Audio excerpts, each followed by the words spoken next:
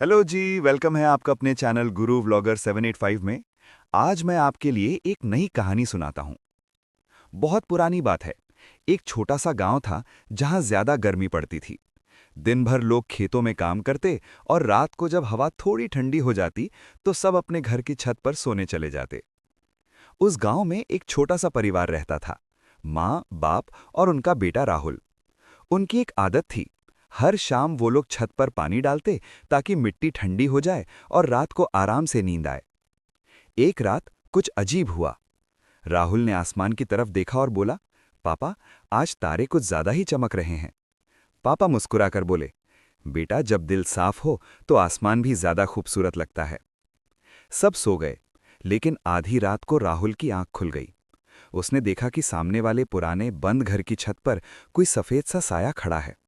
राहुल डर गया, पर हिम्मत करके धीरे से उठकर देखने लगा। वो साया धीरे धीरे उनकी तरफ बढ़ने लगा। राहुल का दिल जोर जोर से धड़कने लगा। उसने तुरंत अपने पापा को जगाया। पापा ने आंखें खोलीं और शांत आवाज में बोले, डर मत बेटा, कभी कभी रात में जो दिखता है वो सच नहीं होता। पापा ने टॉर्च उठाई और उस तरफ रोशनी डाली, और फिर सच सामने आया। वो कोई भूत नहीं था, बल्कि एक बूढ़ी दादी थी जो रात को अकेली डर रही थी और थोड़ी हवा लेने छत पर आ गई थी। राहुल ने चैन की सांस ली और हल्का सा हंस दिया।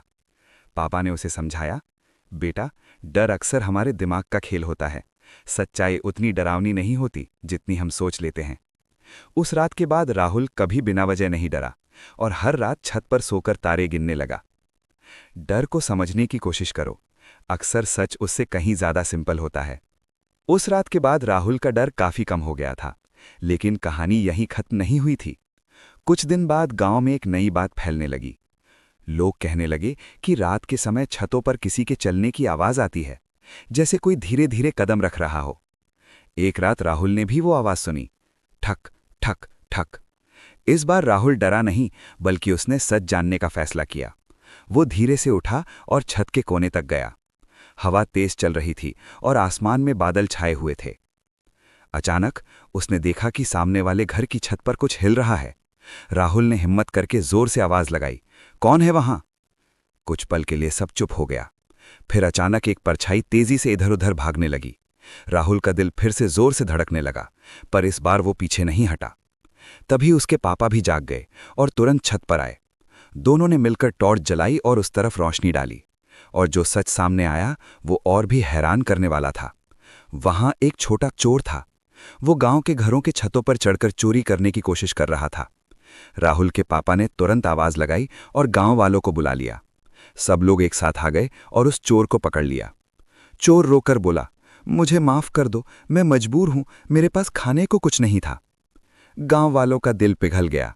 उन्होंने उसे पुलिस के हवाले करने के बजाय उसकी मदद करने का फैसला किया। राहुल ने अपने पापा की तरफ देखा और पूछा, पापा, अगर ये चोर है तो हम इसकी मदद क्यों कर रहे हैं? पापा ने प्यार से कहा, बेटा, हर गलती के पीछे एक मजबूरी होती है और इंसान को सुधरने का एक मौका जरूर देना चाहिए। उस दिन के बाद वो चोर भी सुधर गया और गांव में मेहनत करके ईमानदारी से जीने लगा। अगर आपको हमारी कहानियां पसंद आती हैं तो चैनल को सब्सक्राइब जरूर करें। धन्यवाद।